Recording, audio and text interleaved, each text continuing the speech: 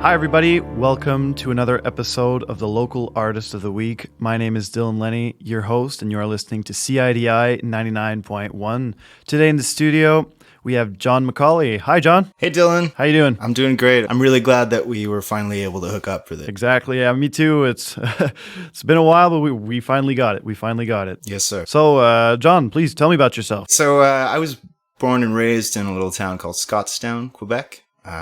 There's about 400 people that live there now. I've been in Sherbrooke for about 10 years now, though. I grew up in a bit of a musical family, I guess. My grandmother played piano, and when we got together, that's what the main attraction was. We'd sit around the piano and all sing. And my mom plays a little bit, but more for her pleasure. She's a little shy. I started taking piano lessons. I was probably 6 or 7, and moved to the guitar in high school. I've been playing professionally around the townships for about 10 years now.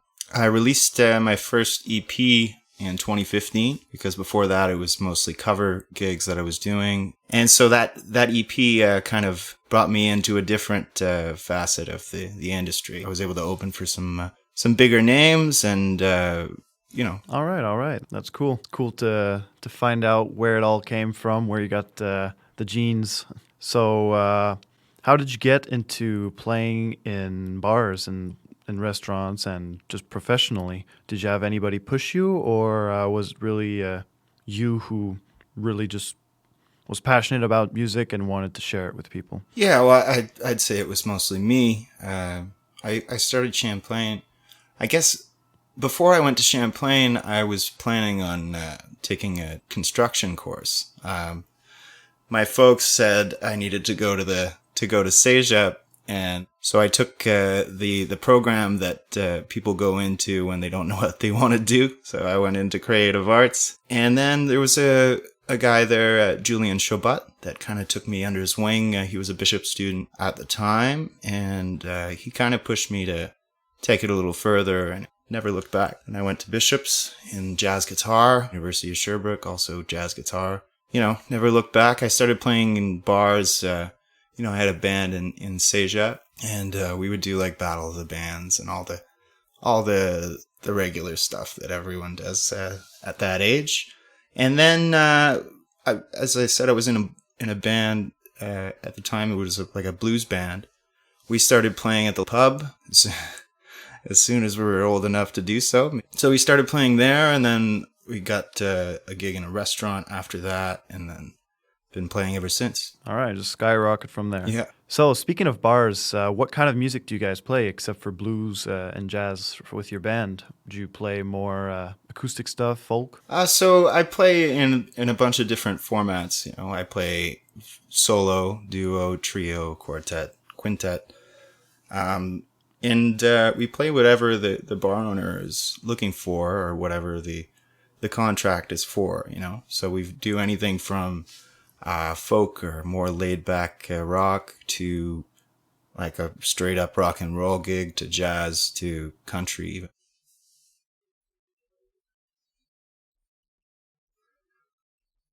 Yeah, it's for sure pretty popular. We don't do a ton of country gigs. I wouldn't say we're a country band, but we have been hired for a few of them now. So, and there's the pay is there for that, because people come out and check it out, and they like to dance. People will go to those events. Yeah. But in general, that wouldn't be like our main bread and butter, but we do some of it. It's part of music that I kind of missed out on growing up. I was raised around rock. Okay. And oh man, I really got into country recently. I was the opposite. I was my folks listened to mostly country, and rock on the rock side. My dad was a big Billy Joel fan and CCR, so he got me into those guys. Can't go wrong. Yeah, well, there's a lot of good artists in general, so yeah, it's fun to just rediscover some oldie that you just never heard of, and yeah, for sure, just get a whole wide array of music, and you can hear it in other music after. For sure. I love discovering. Absolutely. And what was your biggest gig? My biggest gig? That's a little hard to say, because we've had a few now. It's a tough Yeah, question.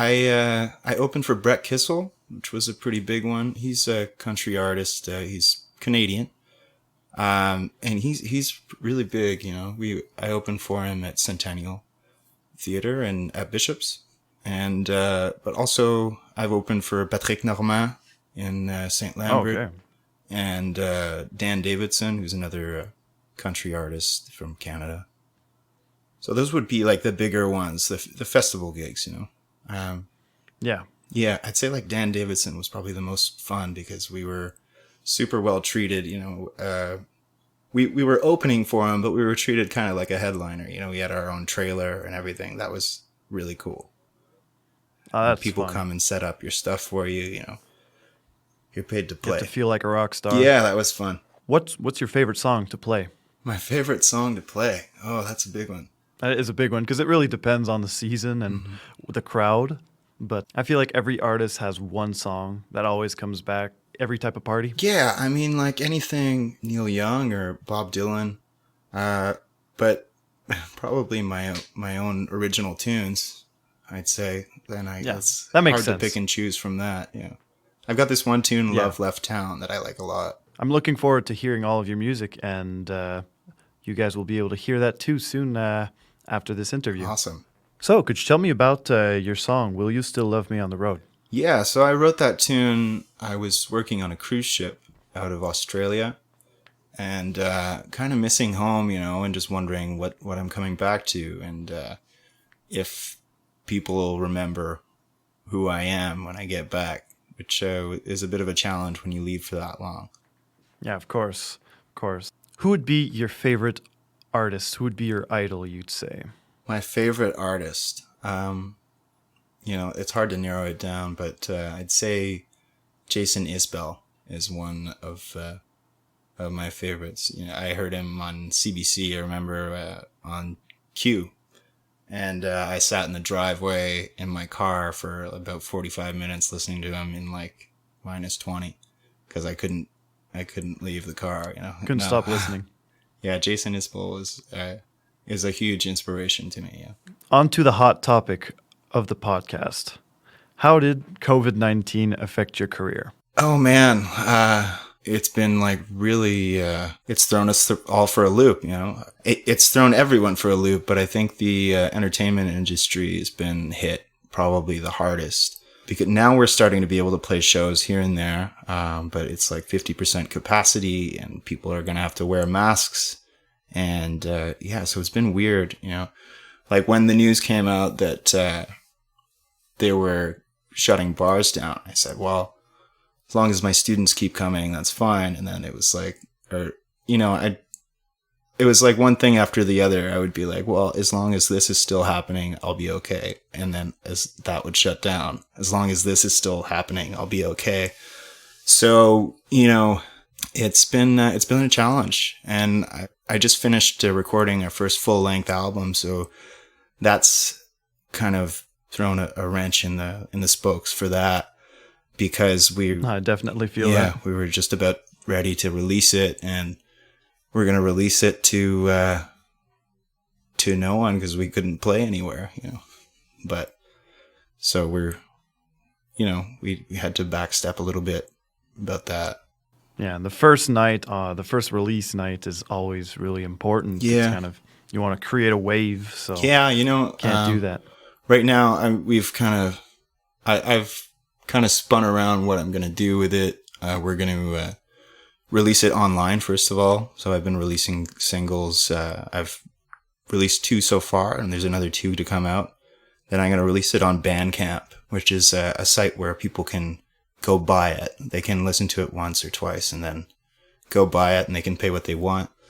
And then next summer, we're going to do a real big happening to really launch it, and hopefully everything's blown over by then and we can actually have fun. You know, I don't want to release it in a situation where it's illegal to dance, you know. That's true, especially if you have songs that you want people to dance to. Yeah, for sure. The idea is to have fun. Yeah, definitely. You're speaking of Bandcamp. The thing is with that company, which is really cool, is they keep removing their fees for the artists to encourage artists to publish music during COVID, which I found was really nice. Yeah, they've been really cool about that. That's huge. So the other stuff's been released on Spotify, but if you want to hear the whole album, it's going to be on Bandcamp this fall. All right. Well, you guys will have to go check that out. Is it to your name, Jon MacAulay? Yes, sir. All right. So we will put links on our Facebook page for that. You guys can go check that out. Also, do you want to just give like a quick link to like ways to find you? Yeah, so I've got a website that's jonmacaulaymusic.com. So Jon, Jon, Macaulay, Macaulay, music.com. On Facebook, I'm under Jon MacAulay Music as well. Instagram, just Jon MacAulay. And I'm on Spotify, Apple Music, all the good stuff. All right. Yeah, YouTube as well. Cool. Well, you guys can go find him, check out that good music. We're definitely going to hear more about Jon. All right. So because of COVID, of course, you lost all of your dates. Were you able to recover a bit of them this summer? Yeah, I'm playing a little bit more. It's like a way slow summer compared to normal. Yeah. Normally I'd be playing 5-6 nights a week right now, and I've got between 1 and 3. So I've had to take another job. I'm working on a farm right now. But it fills in the gaps. We were talking about doing shows online. How have you found that? Yeah, that was that was a learning curve for sure. The first one I did, we did it on the phone, on the cell phones, on the Golden Lion page. And the audio is not great. Everyone, there's been a big push to we're all asking ourselves what to do, and the government is saying, well, you got to go digital. I don't know anything about that. So just now I've been acquiring a bit of a setup now. I bought a sound card and a preamp and some mics, just so that I could do that. But there's been a really good response so far. We had, on our last one, we had 2,300 people that watched. Wow, that's good. Yeah, it's been fun. And SOCAN, so for non-musicians, SOCAN is an organization for royalties in Canada. They've put forward a program where you can actually give them your set list for your online shows, and they will pay you for as long as it's a certain length and you have a certain amount of listeners, which we hit. That's cool. That's very cool. I heard about it, but I hadn't known anybody who actually went through with the procedure. Yeah, I went through it. The SOCAN set up so they pay quarterly, so I'm not sure if we're going to get paid for it yet or not yet, but I think it's so. Like 4 months and late, so. Yeah, I think they injected, $200,000 into it quarterly. So we'll see if we can hopefully get into that pile of people. Yeah. Hopefully. Because that'll go quick. That's Canada-wide. Absolutely. It really goes quick. There's a lot of musicians everywhere. You were talking about 2 singles that you released. When did you release those singles? Oh, that's a good question. I think we released the first one in May, and then the second one in June. We've got 2 more coming out. I've just set dates, actually, for it. We've got one coming out. Our next one will be August 14th, and the 4th and final one on September 10th. How have you found the response of people online with releasing music during COVID? Oh, it's been cool. People are sharing more and more, especially during the beginning of it. Everyone was just at home, so they were on their phones or on their computers and sharing like crazy. It's hard because it's hard to know what channels to go through right now because a lot of stuff's closed. I've found that people have been, 1, more present online, but 2, more interactive. Yeah, which has been nice. I've received some messages from people that I didn't even know listened to my music when I started doing some live streams, and I thought it was nice, because when you're doing shows, sometimes you're playing and you don't really know if you have people listening because people are in a restaurant, so they're enjoying their food, but they're enjoying the music, but they're just, they're not telling you it because they don't know. So when you're online, and it's even worse because you can't see the people's faces. You can only see the comments and like the ratings of like how many people are listening. So yeah, but like I was saying, that's been cool because I've had people commenting on my stuff that are from all over the world. So that's been like a real trip because I couldn't go play at a restaurant and have them watch and check it out.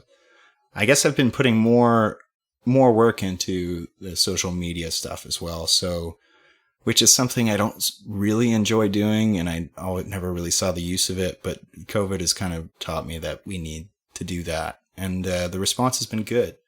Our numbers are growing, which is great. All right, well, that's good. That's at least you've been able to learn something. Yeah, for sure. So, could you tell me a bit more about your album? Yeah. So the album, we've been recording this album. We've been working on it for nearly 2 years now. So you can imagine the my disappointment at first when COVID hit. I was like, it was time to get it out there. It's been so long in the making. I say 2 years, but I was gone for about 5 months on a cruise ship, so year and a half. But, it's a huge undertaking, and so much thought goes into it, and so much time and money, and then we've been forced to kind of backstep. It's all my original tunes, except one that I'll play on this program, actually, The River, by my friend David Lapp from Lennoxville, who's a great singer-songwriter as well. The rest is my tunes. It's kind of folk rock, Americana, a little bit of country, but there's some rockier tunes as well. I'm playing more electric guitar on this one than on the EP. That's good. That's good. Good stuff. I mean, you're an amazing guitarist, so you have to show off a bit. Thank you. Yeah, I realized I hadn't really been showing off too much, But we kind of let I think the important thing is that you need to serve the song. If it doesn't need a guitar solo, don't play a guitar solo. Yeah, you don't want to have too much, but at the same time, when you're able to have it, it's better to have a tad too much than not enough, I find. Yeah. Yeah. I guess so. Yeah. I was talking to Alex Gatenio, who is the guy that recorded the album, and he was talking about Patrick Normand, who is who we open for. Like I said earlier, he's an amazing guitar player, like ridiculously good, but he doesn't show it on stage. He just plays for the song and whatever the song needs. And so I think I've taken a page from that book. But for sure, when we play live, I certainly do a little more show-off stuff. Yeah, well, that's the fun thing about live is you can improvise a bit more. Mm-hmm. Show more of your personality on stage. Yeah, looking forward to getting that band together to play live again. Of course. And last time we played was actually in Knowlton, but it was we were recording for Stop TV. Okay, wow. We weren't playing live. It was a recording session, but that was a lot of fun. Anytime I'm able to get together with those guys, it's pretty therapeutic. It's a lot of fun. Oh, definitely, because they're all stellar musicians. Of course. And how many tunes are on your album? I've got 11. So 10 are mine, and one is David Lapp's. On your album, except for singing guitar, do you do any of the other instruments? Yeah, I'm playing a bit of organ as well. The other instruments of the band, who are the musicians working with you? Well, for the album, we had a lot of different people. The core band is myself, Alex Gatenio, who plays pedal steel, and a bunch more wacky instruments as well. Jonathan Guillaume Boudreau on the bass, and Jean-François Bégin on the drums. But we had a bunch of people come in. I had Sam Crooks on back vocals, Louis Goupil, who I guess you interviewed not too long ago. We did have him here.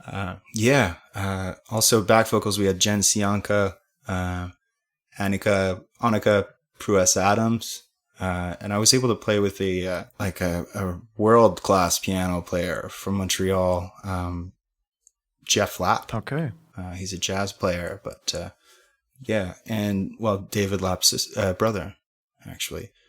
And so we recorded that in Montreal. And Jason Drew as well, who's a good friend of mine. He's been working with us for a while now. And he's on keyboards as well. Okay, cool. Any virtual instruments or all 100% recorded? It's all recorded, yeah. Oh, wow. I like that. Yeah. Well, we want to be able to play our shows live and have it sound like the album, So otherwise there's some kind of a disconnect if you're adding all kinds of virtual instruments. Now, it's not the same with the backing track. So when you're doing shows online, what platforms have you been Yeah. using? Mostly Facebook, or have you played around Twitch as well? It's been all on Facebook. What kind of messages have you been receiving from some of your fans during COVID? There's been a lot of people that reached out to me and said they miss seeing us play live.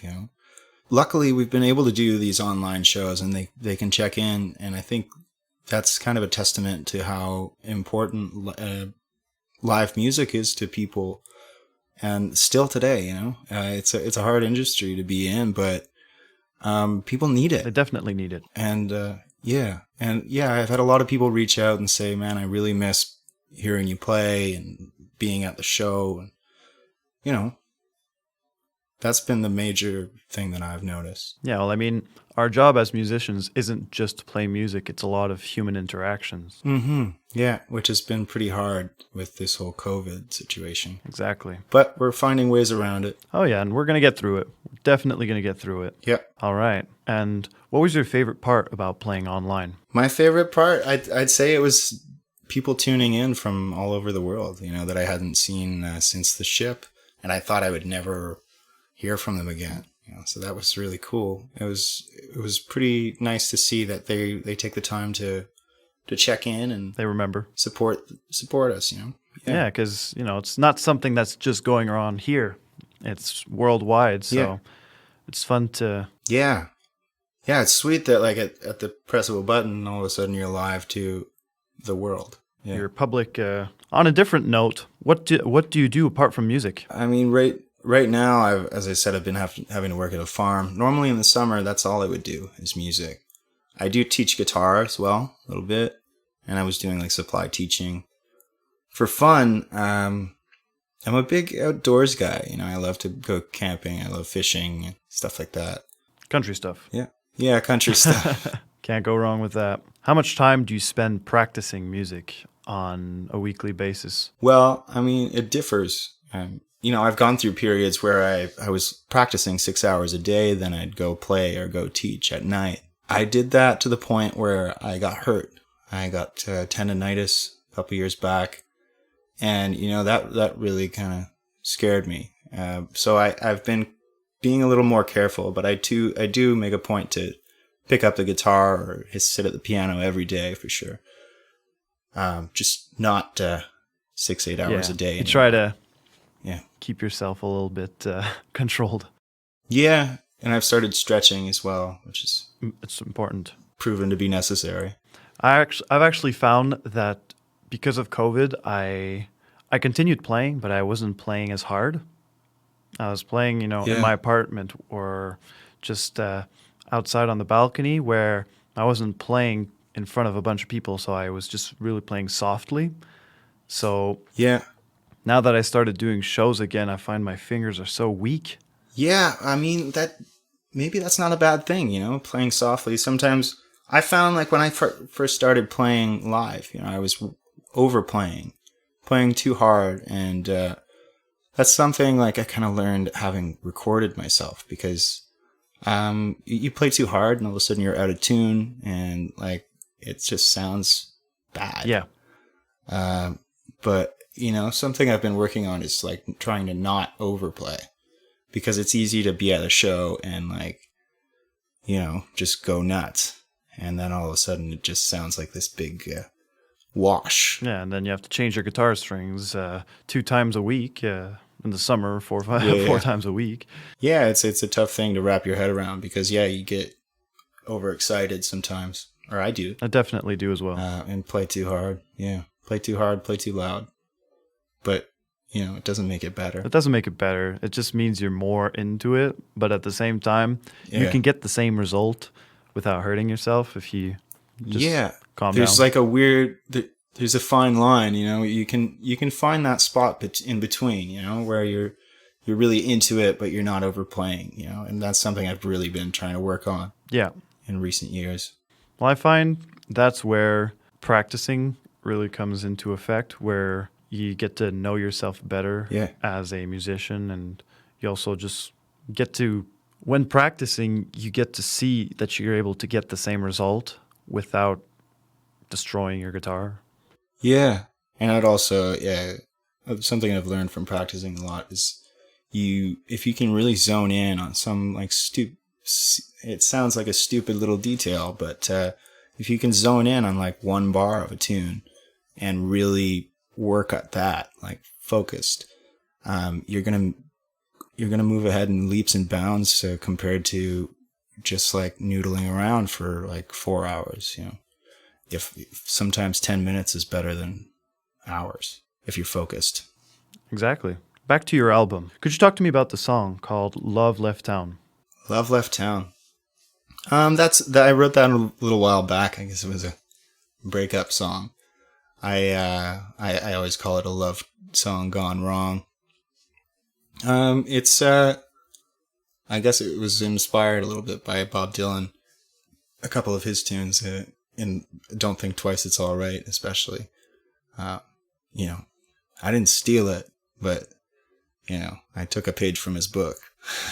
Yeah, of course. I mean, when you have so many inspirations and there's so much good music out there, it's impossible not to inspire yourself. But at the same time, I think that's what it's made for, having a style and making your own style and inspiring others to listen to that music and to grow their own music from that style. I feel like that's the ultimate dream. It's funny. It's like you got to walk that line because I don't know if it's ever happened to you, but sometimes I'll sit down and write a tune and it comes like really naturally, and I'm like, man, this is a great tune. And then I hear it on the radio.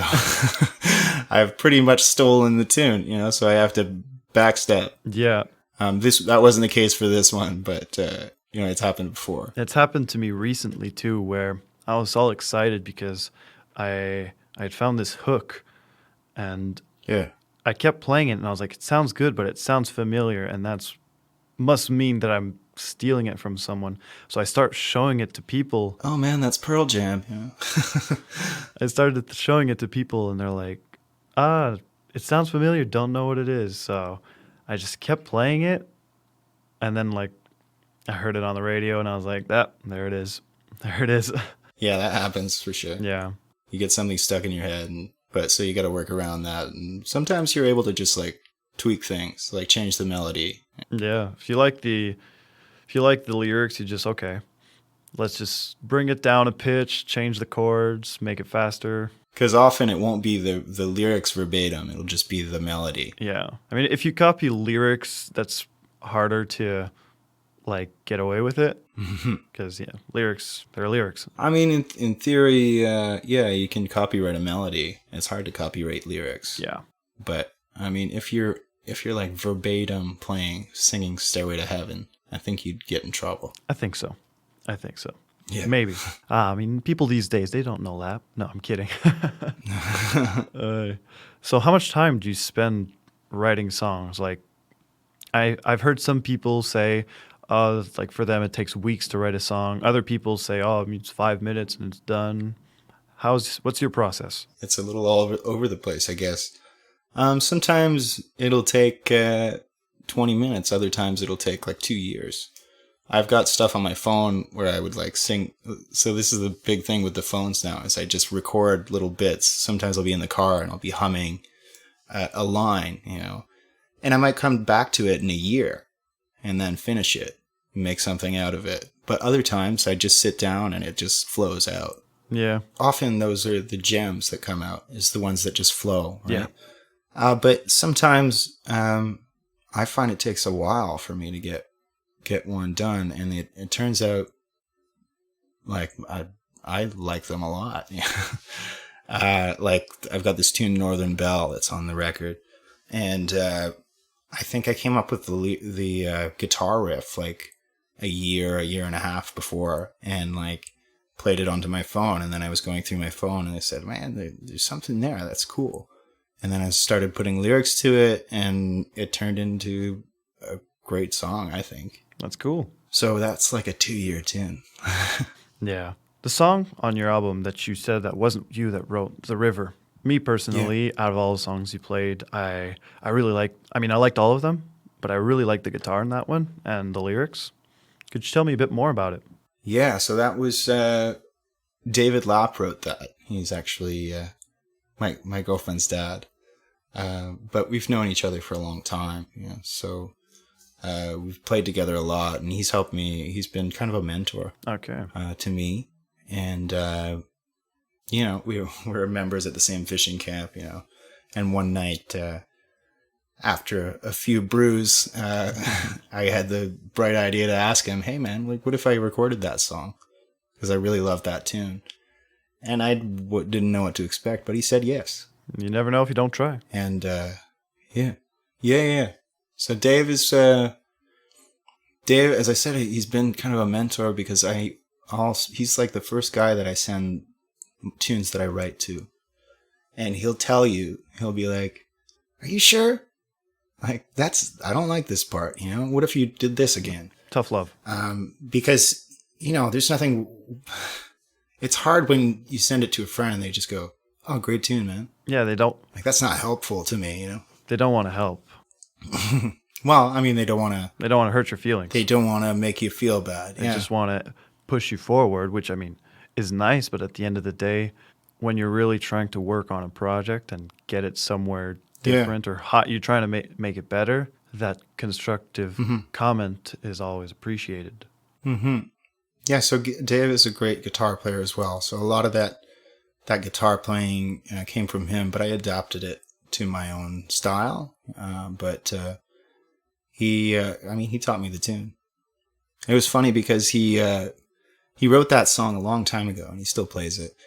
But he plays it differently every time. Yeah. And so he gave me the lyrics and a recording of him doing it, and then I started learning it, and like 3 weeks later he sends me a message. He goes, man, like I just realized like there was a bridge to that. And so I incorporated the bridge, but he'd like let it slide for like 20 years. Yeah. Well, I really like your take on it.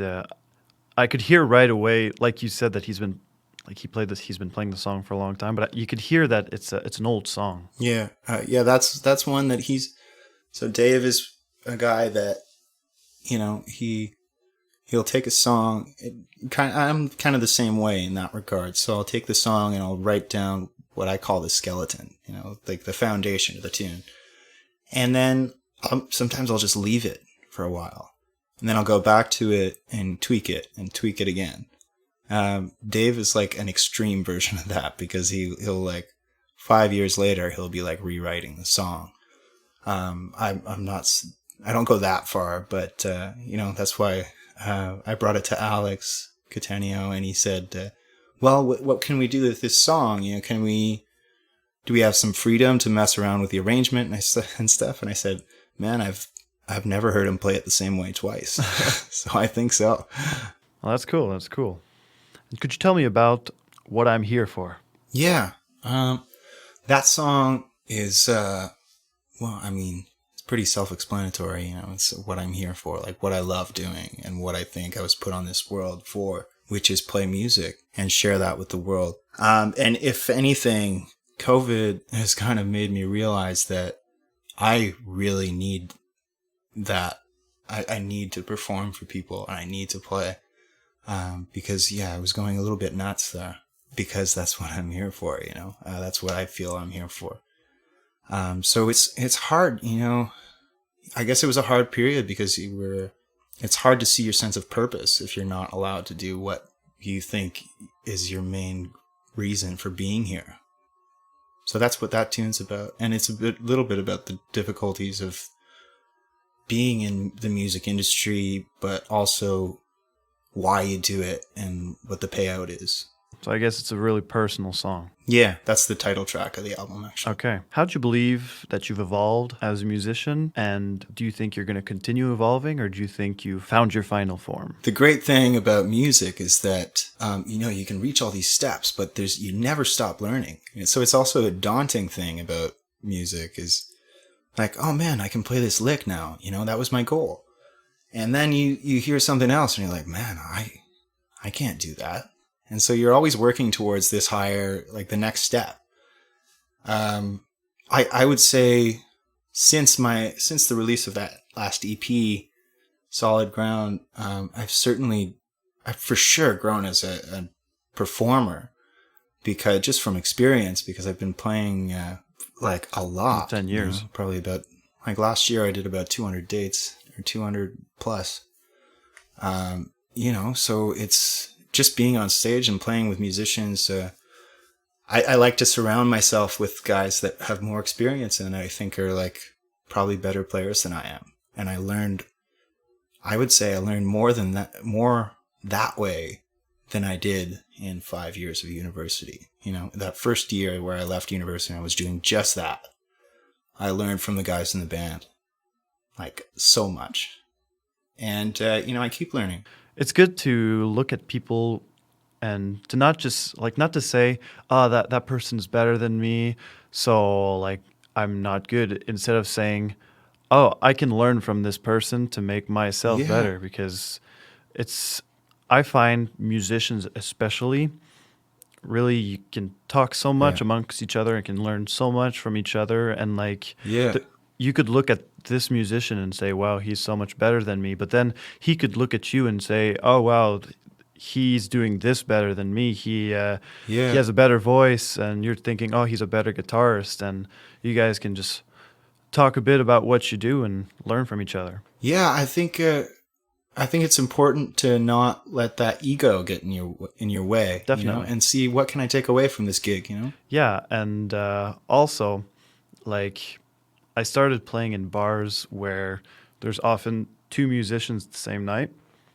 where we kind of switch the stage. Say, like, one person does an hour, the other person does an hour, then the other person, like, then you go back and do another hour, then he goes back and does another hour. Yeah.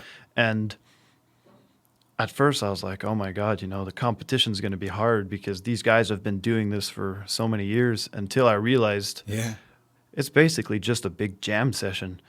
And you're just jamming with these guys, and like you're looking at his show and you're like, okay, he's doing this. Okay, so you adapt his show to kind of like try to push yourself further. And then the other guy looks at you and says, oh, okay, you're bringing some old rock and roll. Okay, see what I can do. I can bring in some old classic that you haven't heard in many years. And you're like, okay. And it's just you push each other. And with that friendly competition, only good intentions, I find it's a real good kick in the butt to push yourself and learn great songs, just to absolutely see him the next time and be like, okay, this time I learned the song you played and he learned the song you played, and it's a fun experience. Absolutely. And that's like a multifaceted question that you asked. It's not just about playing. It's about how are they performing, how are they entertaining people. Like when I was playing on the ship, that was like you were just thrown into this like boiler pot of like, you're the attraction now and people are here to see you. But it was also a very like chill atmosphere, so it was like I had to make it feel like they were coming into my living room. And so I learned so much there. Entertaining, I think I've evolved as an entertainer as well through that and over the years. Also my songwriting has changed a lot over the years. Of course. I think there's a lot of better songs on this record than on the last one. That's not to say that the last one wasn't good. I just think I've evolved. The way I structure the tunes, the way the lyrics come out. It's all changed. Yeah, and you've grown as an artist. I think for the better. Yeah. Yeah. It's like you say about performing, and the greatest stage person that I've ever seen in a bar is not a good guitar player. It's funny, like he jokes about it himself, because he's a singer who just is a party guy, and who wherever he goes, he gets the party he gets the party started just instantly. And it's crazy to go see one of his shows, because he's playing the same four chords the entire night, but the people are throwing themselves on the stage, and they're acting like if he's the greatest rock star. And I remember the first time I saw him, I was in awe. So I was like, no, this guy is just a showman. He's, it's like he just has control of the crowd, and it's like that's his instrument. So much respect for him. Cool. Do you have any artists around you right now that you think are gonna blow up, or who are on the verge of really getting somewhere. Well, Louis Goupil just put out his first EP. Great stuff. It's his, it's his first, his first attempt at it. But I think there's really something very cool there, and I hope he does well with it. He's very humble about it too. Yeah. He's a great guy. Yeah, for sure. I really enjoyed having him here at the studio, and so far everybody had nothing but good things to say about him. So yeah, I mean, he's a killer musician, but also killer vocalist, and he's writing some really great tunes, and I think he's going to go far. I hope so. He deserves it. Yeah. So you too. Yeah. I'd like to. Well, thank you. Yeah. So on that note, I'd like to thank you, Jon, for coming into the studio. Yeah, thank you. It's been a blast. Absolutely. And you guys have to go check out Jon on Spotify, his new album coming out. Also go follow him on Facebook. Bandcamp as well. We mentioned where you can find him. And we will see you next week.